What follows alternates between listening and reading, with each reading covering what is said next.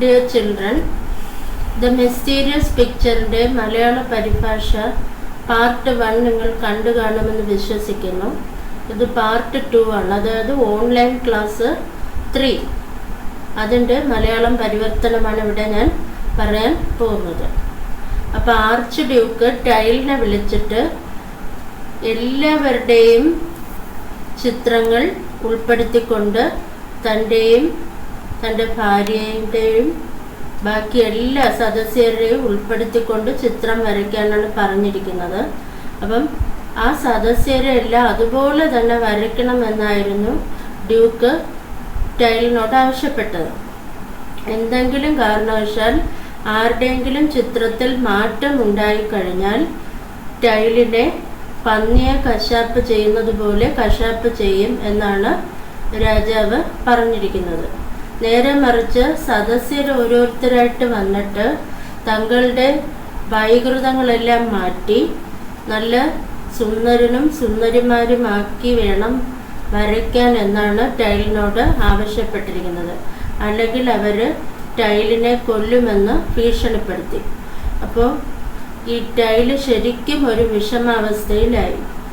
രാജാവിൻ്റെ തൃപ്തിപ്രകാരം വരച്ചു കഴിഞ്ഞാൽ കോർട്ടിയേഴ്സ് സദസ്യർ ഇവനെ കൊല്ലും. സദസ്യരുടെ അഭിപ്രായം പോലെ വരച്ചില്ല എന്നുണ്ടെങ്കിൽ രാജാവ് ഇവനെ കൊല്ലും. അപ്പം എന്തായിരുന്നാലും മരണം ഉറപ്പാണെന്ന് ടൈലിന് തോന്നി. അതുകൊണ്ട് ടൈൽ ഒരു നിമിഷം ചിന്തിച്ചിട്ട് ഇങ്ങനെ ചിന്തിച്ചു, എന്തായിരുന്നാലും ചിത്രം വരയ്ക്കുകയാണെന്നുണ്ടെങ്കിൽ മരണം ഉറപ്പാണ്. ആ സ്ഥിതിക്ക് ഞാൻ ഈ ചിത്രം വരയ്ക്കണ്ട എന്നാണ് എൻ്റെ തീരുമാനം. അങ്ങനെ ടൈല് ചിത്രം വരയ്ക്കണ്ട എന്ന് മനസ്സിൽ ഉറപ്പിച്ചു. പക്ഷെ അത് അവൻ പുറത്ത് പറഞ്ഞില്ല. തന്ത്രശാലിയായി അവനത് പുറത്ത് പറഞ്ഞില്ല. പിറ്റേ ദിവസം ടൈല് തനിക്ക് ചിത്രം വരയ്ക്കാനുള്ള സ്ഥലം രാജാവിനോട് കാണിച്ചു കൊടുക്കാൻ പറഞ്ഞു. ഇപ്പം രാജാവ് രാജസദസ്സിനകത്തൊരു വലിയ ഹാള് കാട്ടിക്കൊടുത്തു. ആ ഹാളിനകത്ത് അത്രയും നഗ്നമായ ചുവരുകളായിരുന്നു. അപ്പോൾ ആ നഗ്നമായ ചുവരുകളെല്ലാം കർട്ടൻ കൊണ്ട് മറയ്ക്കണമെന്ന് ടൈല് രാജാവിനോട് ആവശ്യപ്പെട്ടു. കാരണം തൻ്റെ പെയിൻറ്റിങ്ങിൽ ഈച്ചയും അതുപോലെ തന്നെ പൊടിയൊക്കെ പറ്റാനിടയുണ്ട്. അതുകൊണ്ട് അതിൽ നിന്നുമൊക്കെ രക്ഷ നേടുന്നതിനായിട്ട് കട്ടിയുള്ള കർട്ടൻ വെച്ച് മറയ്ക്കണമെന്ന് ടൈല് രാജാവിനോട് ആവശ്യപ്പെട്ടു. അതുപോലെ തന്നെ 3 പരിചാരകന്മാരെ വേണമെന്ന് പറഞ്ഞു. കളറൊക്കെ കുഴയ്ക്കുന്നതിനായിട്ട് 3 പരിചാരകരെ വേണമെന്ന് പറഞ്ഞു. അപ്പോൾ എല്ലാ ആവശ്യങ്ങളും രാജാവ് ടൈലിന് നിറവേറ്റി കൊടുത്തു. അങ്ങനെ 30 ദിവസത്തെ സമയമാണ് രാജാവ് ടൈലിന് കൊടുത്തത്. ആ 30 ദിവസം ഈ ടൈലും പരിവാരങ്ങളും എല്ലാം നല്ല ആഹാരം കഴിക്കുകയും ആവശ്യം പോലെ വീഞ്ഞ് കുടിക്കുകയും അതുപോലെ തന്നെ കുടിച്ചു കൂത്താടി അതുപോലെ എല്ലാ രീതിയിലുള്ള ആഹ്ലാദ പ്രകടനങ്ങളും നടത്തിക്കൊണ്ട് 30 ദിവസം തള്ളിവിട്ടു. 30ാമത്തെ ദിവസം രാജാവ് പതുക്കെ തൻ്റെ ത്രസ്തികിസ് നോസ് എന്ന് പറഞ്ഞാൽ ടൈലിൻ്റെ കാര്യത്തിൽ അനാവശ്യമായി ഇടപെടുക എന്നാണ്. അതിൻ്റെ അർത്ഥം അനാവശ്യമായി മറ്റൊരാളിൻ്റെ കാര്യത്തിൽ ഇടപെടുക എന്നാണ്. അപ്പോൾ ടൈലിൻ്റെ ആ ഡ്രോയിങ് നടക്കുന്ന ആ റൂമിൻ്റെ അവിടെ ചെന്ന് രാജാവ് പതുക്കെ നോക്കി. ത്രസ്തികിസ് നോസ് എന്ന് പറഞ്ഞാൽ പതുക്കെ അതിനകത്ത് എന്താണ് നടക്കുന്നതെന്നൊന്ന് നോക്കാനായിട്ട് ശ്രമം നടത്തി. എന്നിട്ട് രാജാവ് ചോദിച്ചു, എന്താ നിൻ്റെ പിക്ചർ റെഡി ആയോ? എനിക്കത് കാണാൻ ആകാംക്ഷയായി എന്ന് പറഞ്ഞു. അപ്പം ടൈല് പറഞ്ഞു, ഇല്ല, അത് റെഡി ആയിക്കൊണ്ടിരിക്കുന്നതേ ഉള്ളൂ. അത് എല്ലാ രീതിയിലും പെർഫെക്ഷനുള്ള ഒരു ചിത്രമായിരിക്കും, എല്ലാ രീതിയിലും പൂർണ്ണതയുള്ള ഒരു ചിത്രമായിരിക്കും. എനിക്കൊരു അല്പസമയം കൂടി വേണം. എനിക്കൊരു 2 ആഴ്ച, ഫോർട്ട്നൈറ്റ് എന്ന് പറഞ്ഞാൽ 2 ആഴ്ചത്തെ സമയം കൂടി താങ്കൾ അനുവദിക്കണം. രാജാവ് പറഞ്ഞു, എന്തായിരുന്നാലും നീ പെർഫെക്ഷനുള്ള നല്ല പരിപൂർണതയുള്ള ഒരു കലാസൃഷ്ടിയാണ് ഇവിടെ നമുക്ക് വേണ്ടി ചെയ്യുന്നത്. അതുകൊണ്ട് എനിക്ക് കാത്തിരിക്കുന്നതിൽ യാതൊരു മടിയും ഇല്ല. എനിക്കതൊരു പ്രശ്നമേ അല്ല. നീ എനിക്ക് നല്ല ഒരു പൂർണ്ണതയുള്ള ഒരു കലാരൂപമാണ് തരാൻ പോകുന്നത്. അപ്പം ആ സ്ഥിതിക്ക് എനിക്ക് 1-2 ആഴ്ച കൂടി കാത്തിരിക്കുന്നതിൽ യാതൊരു ബുദ്ധിമുട്ടും ഇല്ല എന്ന് പറഞ്ഞു. അങ്ങനെ വീണ്ടും 15 ദിവസം കൂടി രാജാവ് ടൈലിന് കൊടുത്തു. 45ാമത്തെ ദിവസം രാജാവ് വീണ്ടും പോക്ഡ് ഹിസ് നോസ് എന്ന് പറഞ്ഞാൽ തൻ്റെ മുഖം അല്ലെങ്കിൽ മൂക്കിട്ട് നോക്കുക എന്നുള്ള അർത്ഥമാണ്. അതിൻ്റെ ശരിക്കുള്ള അർത്ഥം മറ്റുള്ളവരുടെ കാര്യങ്ങളിൽ അനാവശ്യമായി ഇടപെടുക എന്നാണ്. അപ്പം മൂക്കിട്ട് നോക്കിയിട്ട് ചോദിച്ചു, എന്താ പിക്ചർ റെഡി ആയില്ലേ? ഏകദേശം 45 ദിവസത്തോളം കഴിഞ്ഞിരിക്കുന്നല്ലോ. അപ്പം ടൈല് പറഞ്ഞു, അത് അവസാനത്തെ മെനുക്ക് പണികളൊക്കെ നടന്നുകൊണ്ടിരിക്കുകയാണ്. ഇനി കുറച്ച് മൈനർ ഡീറ്റെയിൽസ് മാത്രമേ ഇനി പെയിൻറ് ചെയ്യാനുള്ളൂ. ബാക്കി എല്ലാം റെഡിയായി കഴിഞ്ഞു. താങ്കൾക്ക് ഇപ്പം കാണണോ? ഇപ്പം കണ്ടു കഴിഞ്ഞാൽ താങ്കൾക്ക് യാതൊരുവിധ സംതൃപ്തിയും കിട്ടില്ല. ഞാൻ അതിൻ്റെ അവസാനത്തെ മിനുക്ക് പണികൾ ചെയ്തുകൊണ്ടിരിക്കുകയാണ്. അപ്പോൾ ഇപ്പം കണ്ടു കഴിഞ്ഞാൽ താങ്കൾക്ക് യാതൊരുവിധ സംതൃപ്തിയും കിട്ടില്ല. അപ്പോൾ പെയിൻറ്റിങ് എത്രയും പെട്ടെന്ന് ഞാൻ തീർത്തിട്ട് കാണിച്ചു തരാം. അപ്പോൾ താങ്കൾക്കത് വളരെയധികം സംതൃപ്തിയും സന്തോഷവും നൽകും എന്ന് ടൈല് പറഞ്ഞു. അപ്പോൾ രാജാവ് വീണ്ടും പറഞ്ഞു, എന്തായിരുന്നാലും ഇതൊരു അടിപൊളിയായിട്ടുള്ള ഒരു പെർഫെക്റ്റ് ആയിട്ടുള്ള ഒരു ചിത്രമാണ് നീ എനിക്ക് നൽകാൻ പോകുന്നത്, നീ എനിക്ക് വരച്ചു തരാൻ പോകുന്നത്. ആ സ്ഥിതിക്ക് ഒരു 15 ദിവസം കൂടി വേണമെങ്കിൽ ഞാൻ ഇരിക്കാം എന്ന് രാജാവ് പറഞ്ഞു. വീണ്ടും അവന് 15 ദിവസത്തെ സമയം കൂടി കൊടുത്തു. അപ്പം ഈ സമയമെല്ലാം ടൈൽ അവിടെ അടിച്ചു പൊളിക്കുകയാണ്. കാരണം അവന് ചിത്രം വരയ്ക്കാൻ കഴിയില്ല. കാരണം 2 ഭാഗത്തുനിന്നും ഭീഷണിയുള്ള സ്ഥിതിക്ക് ചിത്രം വരയ്ക്കാൻ കഴിയില്ല. അപ്പം അവൻ മാക്സിമം ഈ കിട്ടുന്ന സമയമൊക്കെ അടിച്ചു പൊളിക്കാനാണ് തീരുമാനിക്കുന്നത്. അങ്ങനെ 60 ദിവസം, ഏകദേശം 2 മാസത്തെ സമയം, 60ാമത്തെ ദിവസം രാജാവിൻ്റെ ക്ഷമ കെട്ടു. രാജാവ് നേരെ ചെന്നിട്ട് മുറിക്കകത്ത് കയറാനായിട്ടൊരു ശ്രമം നടത്തി. അപ്പോൾ ടൈല് പറഞ്ഞു, പിക്ചർ റെഡി ആയോ എന്ന് രാജാവ് ചോദിച്ചു. ഇനി എനിക്ക് ക്ഷമയില്ല, ഒന്നുകിൽ നീ എനിക്ക് ചിത്രം കാണിച്ചു തരണം, അല്ലെങ്കിൽ എത്രത്തോളമാണോ വരച്ചിരിക്കുന്നത് അത്രത്തോളം എനിക്ക് കാണണം എന്നാണ് മുമ്പ് കൊടുത്ത അവധിക്ക് രാജാവ് പറഞ്ഞത്. അപ്പം 45ാമത്തെ ദിവസം അദ്ദേഹം ടൈലിൻ്റെ പെയിൻറ്റിങ് കാണാനായിട്ട് പോയപ്പോൾ ടൈല് പറഞ്ഞു, അവസാനത്തെ മിനുക്ക് പണികളൊക്കെ നടത്തിക്കൊണ്ടിരിക്കുകയാണെന്ന് പറഞ്ഞു. അപ്പം രാജാവ് പറഞ്ഞു, ഇനി എക്സ്ക്യൂസ് ഇല്ല, അടുത്ത 15 ദിവസം ആകുമ്പോൾ ഞാൻ എന്തായിരുന്നാലും എനിക്ക് ചിത്രം കാണണം. അപ്പോൾ ഇപ്പം നീ ഒന്നുകിൽ എനിക്ക് കാണിച്ചു തരണം, അല്ലെങ്കിൽ എത്ര മാത്രമാണോ അത് പൂർത്തിയായത് അൺഫിനിഷ്ഡ് പിക്ചറെങ്കിലും കാണിച്ചു തരണമെന്നാണ് പറഞ്ഞത് മുമ്പ്. അപ്പോൾ ടൈല് പറഞ്ഞു, ഇപ്പം കണ്ടാൽ ശരിയാവില്ല, താങ്കൾക്ക് യാതൊരുവിധ തൃപ്തിയും ലഭിക്കില്ല എന്ന് പറഞ്ഞു. അങ്ങനെ അവസാനം 60ാമത്തെ ദിവസം ക്ഷമ കെട്ട് രാജാവ് പറഞ്ഞു, എനിക്കിനി ക്ഷമിക്കാൻ കഴിയില്ല, എനിക്ക് പിക്ചർ കണ്ടാലേ പറ്റുള്ളൂ എന്ന് പറഞ്ഞു. അപ്പോൾ ടൈല് പറഞ്ഞു, പിക്ചർ റെഡി ആയിട്ടുണ്ട്, ഞാൻ എല്ലാവരെയും കാണിക്കാം. പക്ഷേ കർട്ടൻ നീക്കുന്നതിന് മുമ്പ്, ഡ്രോ ദ കർട്ടൻ എന്ന് പറഞ്ഞാൽ കർട്ടൻ നീക്കുന്നതിന് മുമ്പ് താങ്കൾ എല്ലാവരെയും വിളിക്കണം, ഇവിടുത്തെ രാജസദസ്സിലുള്ള എല്ലാവരെയും വിളിക്കണം, എനിക്ക് അവരോടൊരു കാര്യം പറയാനുണ്ട്. ആ ഒരു ഉപകാരം, ഫേവർ എന്ന് പറഞ്ഞാൽ ഉപകാരം, താങ്കൾ എനിക്ക് ചെയ്തു തരണം എന്ന് ടൈല് രാജാവിനോട് ആവശ്യപ്പെട്ടു. അതിന് പ്രകാരം രാജാവ് എല്ലാ സദസ്യരെയും വിളിക്കാനായിട്ട് ഒരു വിളംബരം നടത്താനായിട്ട് പറഞ്ഞു. അനൗൺസ്മെൻറ്റ് മീൻസ് വിളംബരം. എല്ലാവരെയും ഹാളിൽ സന്നിഹിതരാകാനായിട്ടൊരു വിളംബരം നടത്താൻ രാജാവ് ഓർഡർ ഇട്ടു. അപ്രകാരം രാജാവിൻ്റെ പത്നി അതുപോലെ സദസ്യർ എല്ലാവരും അവിടെ ഹാളിൽ വന്നപ്പോൾ ടൈല് പറഞ്ഞു, ഞാൻ അടിപൊളിയായിട്ടൊരു നല്ല ചിത്രം വരച്ചിട്ടുണ്ട്, ഞാനിപ്പോൾ കർട്ടൻ നീക്കാൻ പോവുകയാണ്. പക്ഷെ ഒരു പ്രത്യേകത ഈ പടത്തിനുണ്ട്. ഇവിടെ നിൽക്കുന്നവരിൽ രാജകീയ രക്തമുള്ളവർക്ക് മാത്രമേ ഈ ചിത്രം കാണാൻ കഴിയൂ. അല്ലാത്തവർക്ക് നഗ്നമായ ചുവര് മാത്രമേ കാണാൻ കഴിയൂ എന്നൊരു കാര്യം കൂടി ടൈല് കർട്ടൻ നീക്കുന്നതിന് മുമ്പ് പറഞ്ഞു. അപ്പം ഇവിടെ നിൽക്കുന്നവരുടെ ആരുടെയൊക്കെ സിരകളിലൂടെയാണോ രാജകീയ രക്തം ഒഴുകുന്നത് അവർക്ക് മാത്രമേ ഈ പടം കാണാൻ പറ്റൂ. ബാക്കിയുള്ളവർക്കൊന്നും കാണാൻ പറ്റില്ല. നഗ്നമായ ചുവര് മാത്രമേ കാണാൻ കഴിയൂ.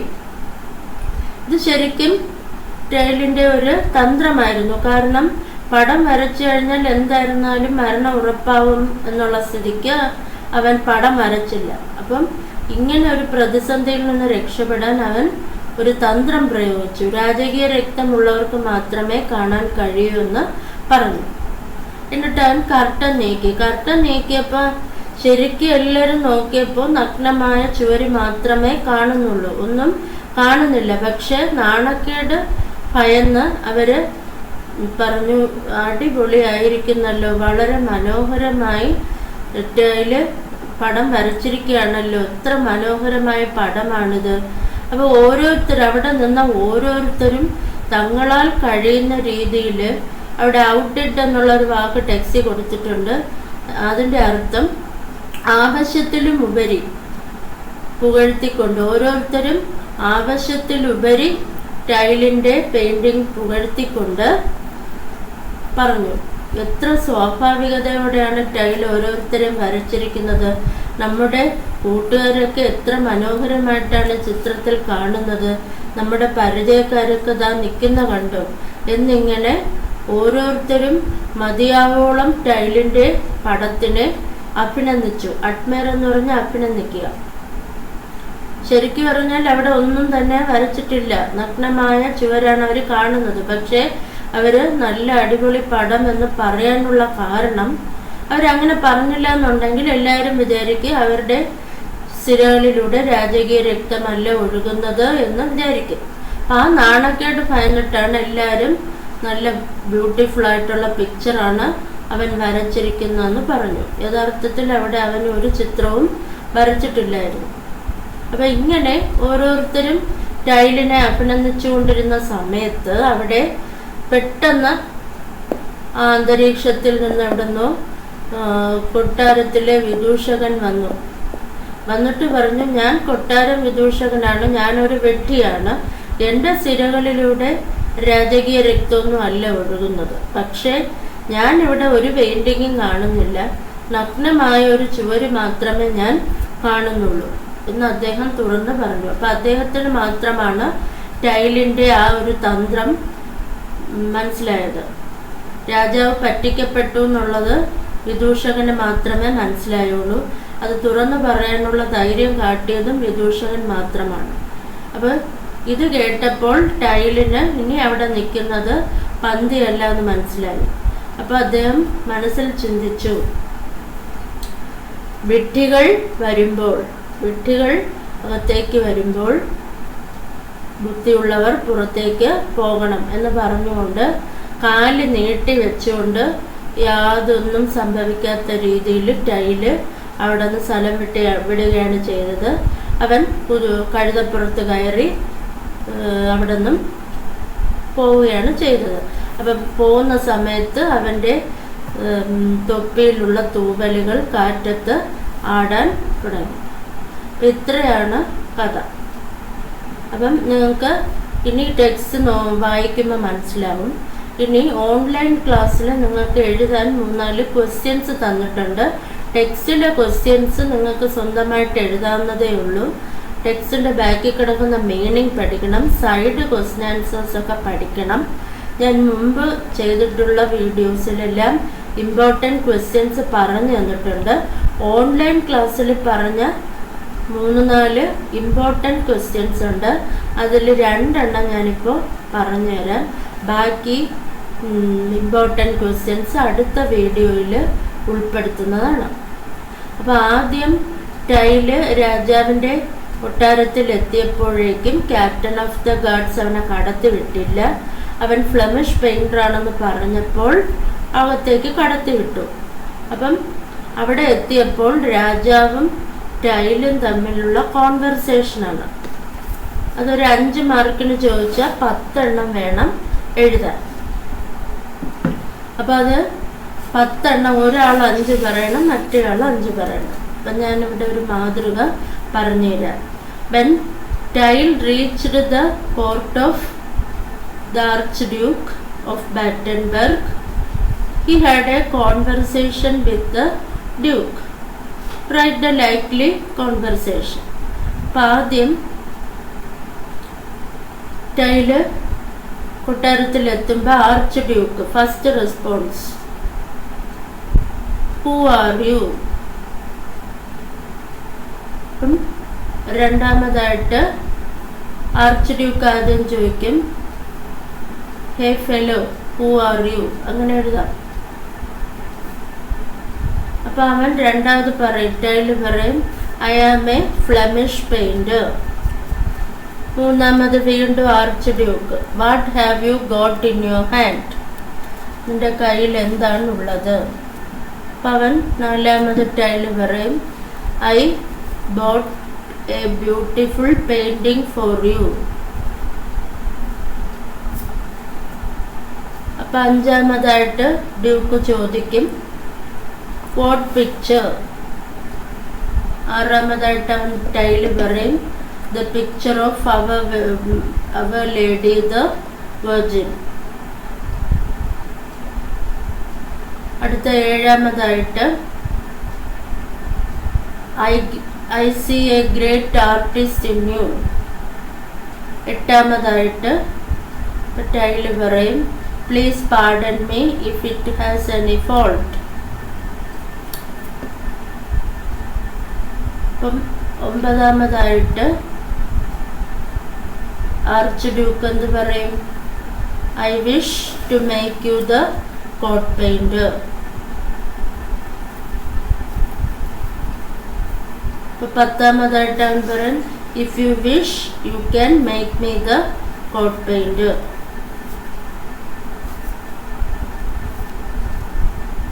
ആ രീതിയിൽ എഴുതാം.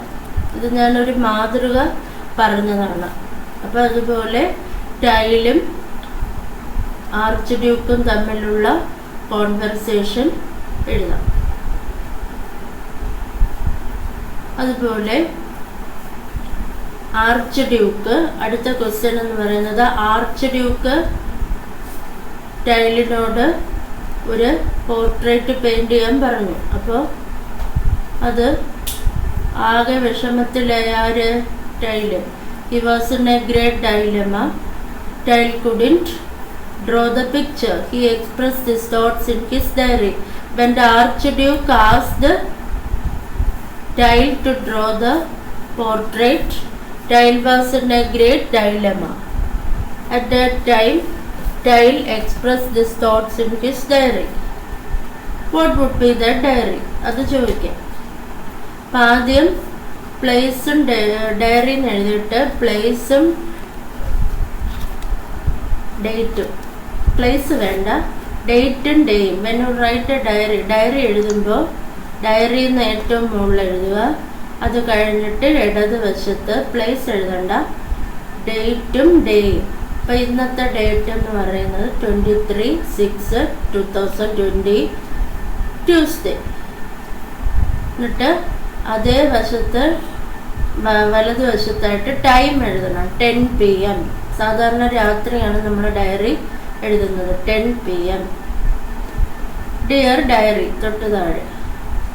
അപ്പോൾ ഡയറി എഴുതുമ്പോൾ ശ്രദ്ധിക്കേണ്ട കാര്യം, according to the context of the question, ക്വസ്റ്റ്യനിൽ എന്താണോ ആ രീതിക്ക് വേണം. സാഡ് ഡേ ആണോ, ഹാപ്പി ഡേ ആണോ, കൺഫ്യൂസ്ഡ് ഡേ ആണോ, അങ്ങനെ എഴുതേണ്ടത്. എക്സ്ക്ലമേറ്ററി സെൻറ്റൻസ് ഉപയോഗിക്കാം, ക്വസ്റ്റ്യൻസ് ഉപയോഗിക്കാം, നമ്മുടേതായ വ്യൂസ് എഴുതാം.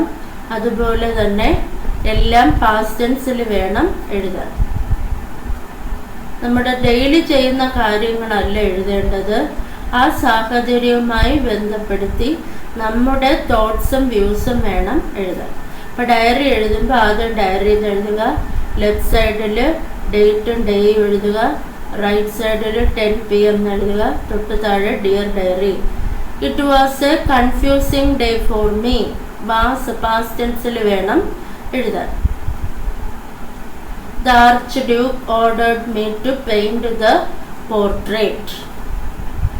He wanted everybody to be in originality. But the courtiers approached me and told me that I should hide all their ugliness and paint the picture. What shall I do now? അവിടെ question വന്നിട്ടുണ്ട്. ആദ്യത്തെ സെൻറ്റൻസിൻ്റെ അവിടെ വേണമെങ്കിൽ exclamation ചേർക്കാം. It was a confusing day for me. Exclamation വേണമെങ്കിൽ ചേർക്കാം. അടുത്തത് what should I do in this situation? If I draw the picture with the courtiers artificially, the archduke will slaughter me like A pig. If I paint the courtiers as they look like, they will kill me. Anyway, death is sure for me. Oh God, please, oh God എന്ന് എഴുതിയിട്ട് exclamation ഇടാം. Please save me from this dilemma. Only God can save me from this crisis. അപ്പോൾ diary എഴുതുമ്പോൾ ഒരു 10 സെൻറ്റൻസിൽ കൂടാൻ പാടില്ല. 5 മാർക്കായിരിക്കും diary എഴുതുമ്പോൾ. അപ്പോൾ ശ്രദ്ധിക്കേണ്ട കാര്യങ്ങൾ, എക്സ്ക്ലമേറ്ററി സെൻറ്റൻസ് ഉപയോഗിക്കാം, ക്വസ്റ്റ്യൻസ് ഉപയോഗിക്കാം, അതുപോലെ എല്ലാം പാസ്റ്റ് ടെൻസിലായിരിക്കണം. 10 സെൻറ്റൻസിൽ കൂടാൻ പാടില്ല. ബാസ് വേണം കൂടുതൽ ഉപയോഗിക്കാൻ. ഇത്തരം കാര്യങ്ങളാണ് ഡയറി എഴുതുമ്പോൾ ശ്രദ്ധിക്കേണ്ടത്. കോൺവെർസേഷൻ എഴുതുമ്പോൾ മാർക്ക് അനുസരിച്ച് എഴുതണം. 5 മാർക്കാണെങ്കിൽ 10 എണ്ണം. അപ്പം ടൈൽ ആദ്യം കവാടത്തിൽ വരുമ്പോൾ ടൈലും ആർച്ച് ഡ്യൂക്കും തമ്മിലുള്ള കോൺവെർസേഷൻ ഞാനൊരു മാതൃക പറഞ്ഞു തന്നു. അതുപോലെ നിങ്ങൾക്ക് സ്വന്തമായിട്ട് എഴുതാം. 5 മാർക്കാണെങ്കിൽ 10 എണ്ണത്തിൽ കൂടുതൽ എഴുതരുത്. 6 മാർക്കാണെങ്കിൽ 12 എക്സ്ചേഞ്ച് എഴുതാം. പിന്നെ ഡയറി എഴുതുമ്പോൾ ശ്രദ്ധിക്കേണ്ട കാര്യങ്ങൾ ഞാൻ പറഞ്ഞു തന്നു. ഇനി prepare a notice for a painting competition conducted by the Archduke of Battenberg. അപ്പോൾ അവിടെ palace of archduke of Battenberg എന്നെഴുതി അണ്ടർലൈൻ ചെയ്യുക. എന്നിട്ട് Battenberg date. The Archduke of Battenberg has decided to conduct a painting competition inside the palace of the world famous painters. Painters from various countries are invited to participate in this function. In this exhibition, the famous painting of Till Eulenspiegels will be displayed. The beautiful painting of Our Lady the Virgin of Till Eulenspiegel will be displayed for the public. The function is going to take place next Monday at 10 a.m. inside the palace. All are cordially invited to the function. എന്നിട്ട് തൊട്ട് താഴെ arch Duke of Battenberg. ഈ രീതിയിൽ notice എഴുതാം. അടുത്തത് നരേറ്റീവാണ്. Narrative എന്ന് പറയുമ്പം ആ ഒരു സ്റ്റോറിയെയോ അല്ലെങ്കിൽ ഒരു സംഭവത്തിനെയോ ഫസ്റ്റ് പേഴ്സൺ ഞാൻ പറയുന്നതാണെങ്കിൽ അത് ഫസ്റ്റ് പേഴ്സൺ നരേറ്റീവാണ്. വേറെ ആരെയെങ്കിലും നമ്മൾ പറയാനായിട്ട് നിയോഗിച്ചിരിക്കുകയാണെങ്കിൽ അത് സെക്കൻഡ് പേഴ്സൺ നരേറ്റീവാണ്. ആ രീതിയിൽ ചോദിക്കാം. ഇപ്പം ഇവിടെ ഓൺലൈൻ ക്ലാസ്സിൽ പറഞ്ഞതുപോലെ നിങ്ങൾ അവിടെ ഉണ്ടായിരുന്ന ഒരു സദസ്യനാണെന്ന് വിചാരിക്കുക. നിങ്ങൾ നിങ്ങളുടെ കൂട്ടുകാരനോട് ഈ സംഭവങ്ങളെല്ലാം വിശദീകരിക്കുകയാണ്. You are narrating all those things that happened inside the palace of Archduke of Battenberg. How will you narrate it to your friend? First person narrate എഴുതുമ്പോൾ നിങ്ങൾ പറയുന്നതായിട്ട് വേണം എഴുതാൻ. അപ്പം അത് 5 മാർക്കിനാണ് 8ാം ക്ലാസ്സുകാർക്ക് ചോദിക്കുന്നത്. അപ്പം ഒരു സ്യൂട്ടബിൾ ടൈറ്റിൽ കൊടുക്കണം. ആദ്യത്തേത് ഒരു സ്ട്രൈക്കിംഗ് സെൻറ്റൻസ് ആയിരിക്കണം. കഥയിൽ നടന്ന സംഭവങ്ങൾ അതുപോലെ തെറ്റാതെ ഓർഡറിൽ വേണം എഴുതാൻ. നല്ല വിവിധ തരത്തിലുള്ള സെൻറ്റൻസുകൾ ഉപയോഗിക്കണം. ഇതൊക്കെയാണ് നരേഷൻ എഴുതുമ്പോൾ ശ്രദ്ധിക്കേണ്ട കാര്യങ്ങൾ. അപ്പം ഞാനൊരു മാതൃക പറയാം. ഒരു പേജിൽ കൂടാൻ പാടില്ല. 5 മാർക്കിൻ്റെ ക്വസ്റ്റ്യൻ്റെ ലെങ്ത് എന്ന് പറയുമ്പോൾ ഒരു പേജിൽ കൂടാൻ പാടില്ല. അപ്പം ടൈറ്റിൽ എന്ന് പറയുന്നത് the archduke is fooled, അതാണ് title. The archduke of Battenberg is being fooled by, ഞാൻ പറയുന്നതായിട്ടാണ് എഴുതുന്നത്. The Archduke of Battenberg is being fooled by a famous artist from Flanders, Till Eulenspiegel, who rode on his donkey and one day came to the palace with a beautiful painting of Our Lady the Virgin. With sweet and eloquent words, he praised and bowed before the Duke. The Duke, after seeing the beautiful portrait, was impressed by this picture and decided to make this fellow the next court painter. The Duke asked him to paint his portrait so that his descendants will remember him. For that, all the facilities were given for Till for 30 days, and this fellow went on feasting with all kinds of merriments. The Archduke actually wanted everybody to be painted in originality, but the courtiers wanted them to look as beautiful as possible, hiding all their ugliness. So this fellow was in a dilemma, so he decided not to paint a picture.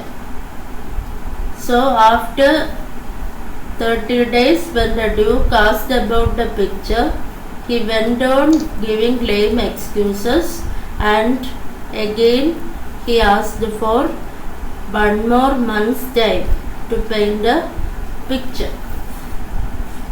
At last, after 2 months, the Duke lost his patience and asked him to show the picture. At that time, this fellow, actually he didn't draw any picture. He was a tricky person. He knew that if he drew the picture, the Duke and the courtiers will kill him. Death was sure for him. So he didn't paint the picture. So before showing the bare wall, he told everybody that only those who are having royal blood in their veins can see the picture. Actually, it was a trick this fellow made in order to escape from this crisis. So, even though it was a blank wall, everybody started admiring the naked wall, saying that Till had painted a beautiful picture.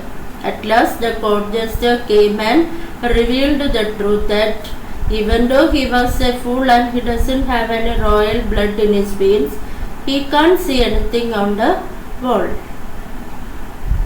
Actually, he was the person who showed the bravery to tell the truth. He knew that Till had fooled the Archduke. So at last he rode away from the palace after 2 months of enjoyment and merriment. So this is what actually happened inside the palace of Archduke of Battenberg. ഇത് നിങ്ങൾ പറയുന്ന രീതിയിൽ വേണം first person നരേറ്റീവിൽ എഴുതാൻ. ഇനിയും 3-4 questions കൂടി ഉണ്ട്. അത് ഞാൻ അടുത്ത ക്ലാസ്സിൽ അപ്ലോഡ് ചെയ്യുന്നതായിരിക്കും. Thanks for watching.